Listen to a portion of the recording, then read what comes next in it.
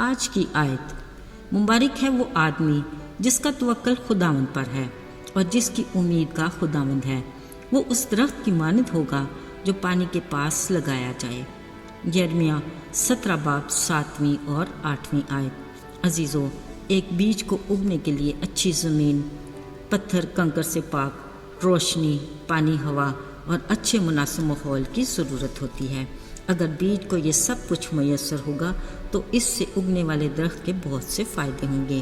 مثلاً وہ آب و ہوا کو صاف اور ماحول کو خوشگوار رکھتا ہے، پرندے بسیرا کرتے ہیں، پتے جانوروں کی خوراک بنتے ہیں، اس کے سائے میں بیٹھنے والے کو سکون ملتا ہے، لکڑی فرنیچر بنانے کے کام آتی ہے اور کچھ فالتو لکڑی ایندھن بن جاتی ہے۔ اس کی جڑ اور چھال مختلف ادویات میں استعمال ہوتے اور شفا کا باعث بنتے ہیں۔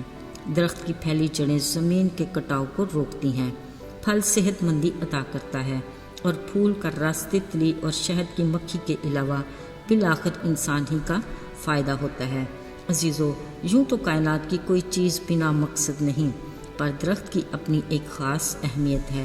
جب بھی خدا تعالیٰ نے خشک زمین کو حکم دیا تھا کہ اپنے اندر ہر طرح کے بیج رکھنے والا ہر جنس کا درخت پیدا کرو، اپنے کلام میں خدا اس انسان کو پانی کے پاس لگے درخت سے تشبیہ دیتا ہے جس آدمی کا توکل اور بھروسہ اور امید خداوند میں ہے۔ پانی کے پاس لگے ایسے درخت کی جڑیں پانی کی طرف ہی پھیلتی ہیں جو اسے تازگی عطا کرتی ہیں، پھر چاہے جتنی بھی گرمی آئے اسے کسی طرح کا خطرہ نہیں، اس کے پتے سرسبز ہی رہتے ہیں۔ عزیزو، ایسا شخص جس کا توکل اور بھروسہ خداوند پر ہے، بطور درخت خوش سالی میں بھی کچھ خوف نہیں، ہر حال میں وہ پھل لانے سے بھی باز نہ رہے گا۔ عزیزو، پھلدار درخت بننے کے لیے خدا کا کلام جو بیج کی مانند ہے، ہمیں اپنے دل کی زمین کو اس کے لیے تیار کرنا ہے اور دل کو ہر طرح کے اندیشوں، فکر اور شک کو جو کنکروں اور پتھروں کی طرح کلام کے بیج کو اگنے میں رکاوٹ بنتے ہیں، انہیں نکالنا ہے۔ خدا کا کلام جو قدموں کے لیے چراغ اور راہ میں روشنی کی مانند ہے، اس روشنی میں خود کو پرکھتے رہنا چاہیے، کیونکہ کلام کے بیج کو پھولنے پھلنے کے لیے روشنی کی بھی ضرورت ہوتی ہے۔ بیج کی نشو و نما کے لیے تازہ ہوا بھی چاہیے۔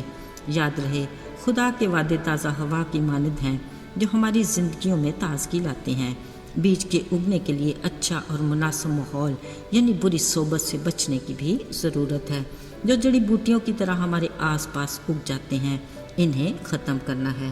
درخت جو سرسبز رہتا ہے، اس کی جڑیں پانی کی طرف ہی پھیلتی ہیں، اس لیے ہمیں یسوع کی رفاقت میں روز بروز آگے بڑھنے کی آرزو کرنی چاہیے۔ درخت کی جڑیں جتنی پھیلتی ہیں اتنا ہی وہ مضبوط ہوتا ہے۔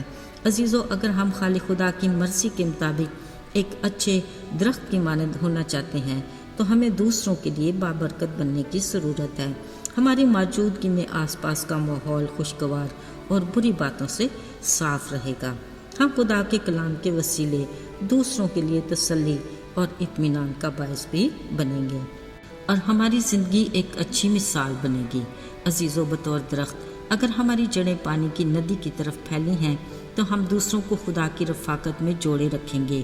ایک درخت کے لیے پھل لانا کتنا ضروری ہے، لہٰذا بطور مسیحی اگر ہم میں روح کا پھل یعنی محبت، خوشی، مہربانی، نیکی، حلم، پرہیزگاری، اطمینان، تحمل اور ایمانداری نظر نہیں آتے تو نہ صرف ہماری اپنی روحانی زندگی میں ترقی اور بڑھوتری کا خطرہ ہے بلکہ ہم دوسروں کے لیے بھی بالکل بیکار ہیں۔